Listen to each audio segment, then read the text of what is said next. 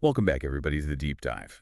So today, we're going to be looking at some excerpts that you sent us Okay. from Joe Girard's book, Right. How to Sell Anything to Anybody. Yeah. And looks like you're hoping to glean some strategies from the world's greatest salesman, Mm-hmm. which he did, after all, earn a Guinness World Record Yeah. for selling over 13,000 cars, Wow. mostly through referrals. That's incredible. But his story goes way beyond just sales techniques. Mm-hmm. It's a story of resilience and transformation. Well, and what's so fascinating about Joe Girard is that his path to success was anything but straightforward. Okay. He didn't just stumble into sales, he was almost forced into it after a string of setbacks and failures that stemmed all the way back to his childhood. Okay, so you're saying that his difficult childhood actually played a role in shaping his sales career. Absolutely. Interesting. Girard talks about growing up in poverty with an abusive father Mm-hmm. who constantly told him he was no good. Well, And that kind of environment can be incredibly damaging to a child's self-esteem, Yeah. especially during those formative years. And he carried that negativity with him for a long time, Yeah. leading to trouble with the law and a series of failed jobs. Wow. It's like he was living out a self-fulfilling prophecy. But how do you go from believing you're no good to becoming the world's greatest salesman? Right. There must have been a turning point somewhere. There was his construction business went bankrupt, Oh, geez. leaving him in deep debt. He was at his lowest point. Creditors were hounding him. The bank was threatening foreclosure. Oh, my God. It was a mess. And it was his wife's simple question, what are the kids going to eat? Wow. That really shook him.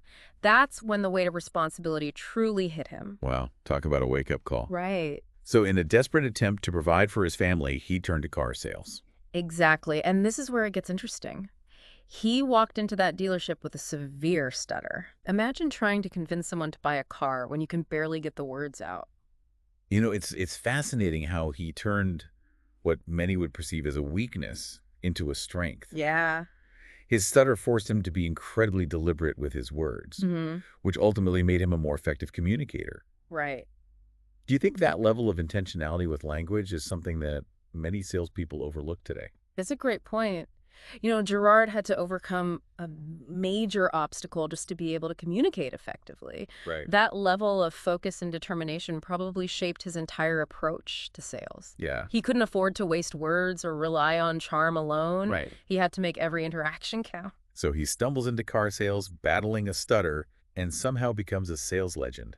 It's incredible. How was so special about his approach? It was a combination of factors, really. He had an innate understanding of human psychology. Okay. He was incredibly persistent, and he developed a unique sales system that was all about building relationships and turning customers into advocates. He wasn't just selling cars, he was creating a network of loyal supporters. Fascinating. Yeah. This idea of building a network of loyal supporters was that the foundation of his Law of 2 and 50, Yeah. the one he supposedly came up with at a funeral. That's right. He realized that the average funeral had about 250 attendees. Okay. And it made him think about, the ripple effect of our actions. If you do something good or bad, it impacts your immediate circle, Right? and then their circles, and so on and so on. Yeah. He saw the potential for exponential growth, both positive and negative. So instead of just focusing on the individual customer right in front of him, Right. he was thinking about their entire network, Exactly. their sphere of influence. That's a pretty powerful concept. It is, and he applied that thinking to his sales process, Right. He knew that a happy customer could potentially bring in hundreds of new leads Mm-hmm. through word-of-mouth referrals. He wasn't just selling a car, he was planting seeds for future sales. He also had this thing about avoiding the club. What was that all about? Girard noticed that many salespeople wasted time gossiping, complaining, and comparing notes. Yeah. He called this joining the club, Okay. and he believed it was a trap. He'd rather spend his time generating leads and cultivating relationships, Right. activities that directly contributed to his success. So it's about staying focused, avoiding distractions, and prioritizing actions that actually move the needle. Absolutely. It's interesting how he recognized the impact of negativity, Yeah. not just on morale, but on actual productivity. He understood that a negative mindset can be contagious Mhm. and that surrounding yourself with negativity can actually hinder your performance. He had a system for Managing his time and maximizing his productivity, right? Yeah. He called it the Ferris wheel. Great. Can you explain how that worked? Imagine a Ferris wheel constantly rotating. Okay. As existing customers get off after a purchase, they create empty seats Yeah. that need to be filled with new prospects. Girard used this analogy to visualize his sales pipeline Right. and to emphasize the need for constant replenishment. So he was always working to fill those empty seats Yeah. to keep the wheel turning. Keep the wheel turning. But how did he actually find those new prospects? He used a combination of methods, mailings, referrals, networking events, and even cold calls. Wow. He wasn't afraid to pick up the phone book and start dialing, Really? which is pretty incredible considering how targeted marketing has become. You know, this approach of relentless outreach, Yeah. even seemingly random, like his Steve Kowalski story, speaks to a key principle we see throughout Girard's work. Right. Taking action and creating your own luck. He didn't wait for opportunities. He actively sought them out. Would you say that proactive mindset is something you see lacking in today's sales landscape?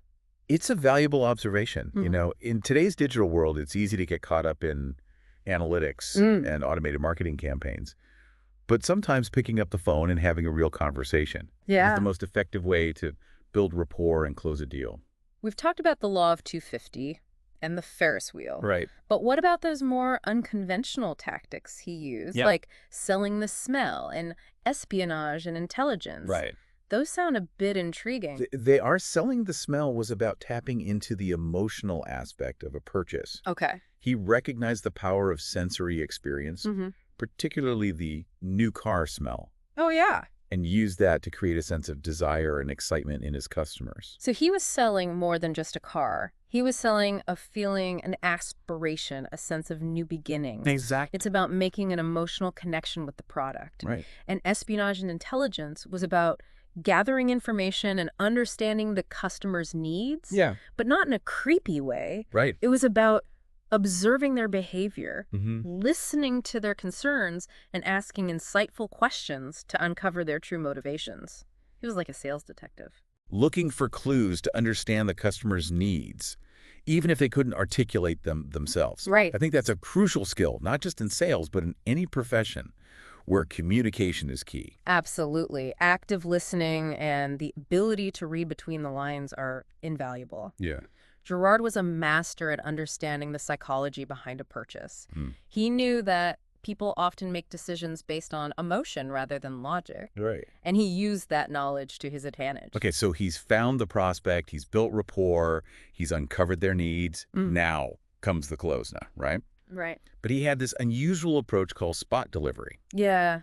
Most salespeople would want to lock in the deal first, but he did the opposite. You're right. It's counterintuitive. Yeah. Spot delivery was about giving the customer a taste of ownership. Yeah. He'd let them drive the car home, Wow. experience it in their everyday life before making the final decision. He was letting them fall in love with the car first, knowing that once they felt that emotional connection, the sale would become a formality. Right. That takes a lot of confidence in your product and in your salesmanship.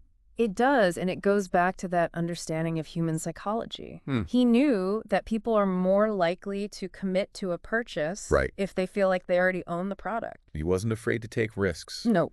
And he clearly had a deep understanding of how to influence people. Yeah. But it wasn't just about closing the deal, was it? No. He also talked about winning after the close, Right. which I think is so crucial in today's business world. Absolutely. Girard recognized that the sale is just the beginning of the relationship. He emphasized the importance of meticulous follow-up, Okay. personalized thank you notes, and going above and beyond to ensure customer satisfaction even after they'd driven off the lot. So he wasn't just handing them the keys and saying, see you later. Exactly. He was investing in building long-term relationships, knowing that satisfied customers become repeat customers. Yeah. And more importantly, those valuable bird dogs, those referral partners Right. who spread the word and generate even more business. It's a strategy that's often overlooked. Oh. You know, many businesses focus on acquisition, Right.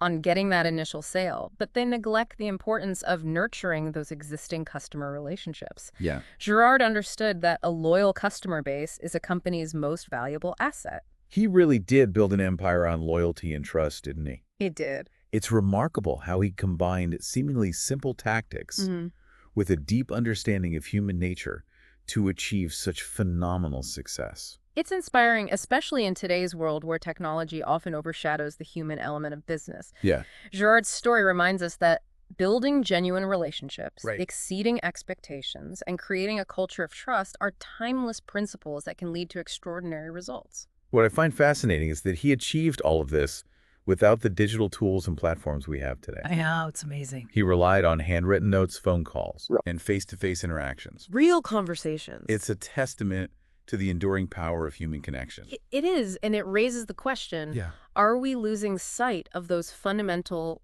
principles in our rush to embrace the latest technology? That's a good question. Perhaps there's a lesson here for all of us, regardless of our profession. You know, before we were just talking about how Joe Girard achieved all of this success Right. without the digital tools that we have today. It's really amazing. It makes you appreciate the power of personal connection Absolutely. and how they can translate into business success. Yeah. In today's digital age, we have access to an overwhelming amount of information Right. and communication channels. But sometimes I think that abundance makes us lose sight Yeah. of the simple yet effective methods that Girard used so successfully. He was a master at making people feel valued, Mhm. seen, and remembered. Yeah. And he did it all without relying on algorithms or automated email campaigns. He understood that a handwritten note, a personal phone call, or a genuine expression of gratitude could have a much deeper impact than any mass-produced marketing message. I'm curious, in your opinion, what's the most important lesson that modern salespeople, or really anyone in business, can learn from Joe Girard? I'd say it's the importance of building genuine relationships. It's about understanding that every interaction, every touch point is an opportunity to build trust and create a positive experience. He wasn't just trying to make a sale. He was building a community around his business. Exactly. He saw his customers as more than just transactions. Right. He saw them as individuals with needs, wants, and aspirations. And he treated them with respect, honesty, and a genuine desire to help them achieve their goals. There's a great story in his book about how he handled customer complaints. Oh, yeah. He didn't see them as problems. Right. He saw them as opportunities. He viewed complaints as valuable feedback. Okay. They allowed him to identify areas where he could improve his service and to demonstrate his commitment to customer satisfaction. Instead of getting defensive or dismissive, Right. he listened attentively, apologized sincerely, and then went above and beyond to resolve the issue. He understood that a dissatisfied customer could become a loyal advocate Right. if their complaint was handled effectively. It was all part of that winning after the close philosophy. It's remarkable how he turned what most businesses would consider a negative into a positive. Absolutely. It's about turning those moments of potential conflict Yeah. into opportunities to strengthen the relationship. It's a brilliant strategy, and it's something that any business can implement, regardless of size or industry. So as we wrap up our deep dive into the world of Joe Girard, Okay. what's the one key takeaway you want our listeners to walk away with? I think it's success in any field, in any endeavor, ultimately comes down to human connection. Yep. It's about building authentic relationships, exceeding expectations, and creating a culture of trust and mutual respect. Joe Girard's story is a powerful reminder that even in today's fast-paced, technology-driven world, the human element still matters. In fact, it might matter now more than ever. Yeah. Perhaps we need to take a step back from the constant barrage of digital communication Yeah. and rediscover the power of a handshake, a handwritten note, or a genuine conversation. Maybe that's the secret to unlocking the kind of loyalty, trust, and success that Joe Girard cultivated throughout his remarkable career. Thanks for joining us on The Deep Dive. We hope you found this exploration of Joe Girard's sales wisdom insightful and inspiring.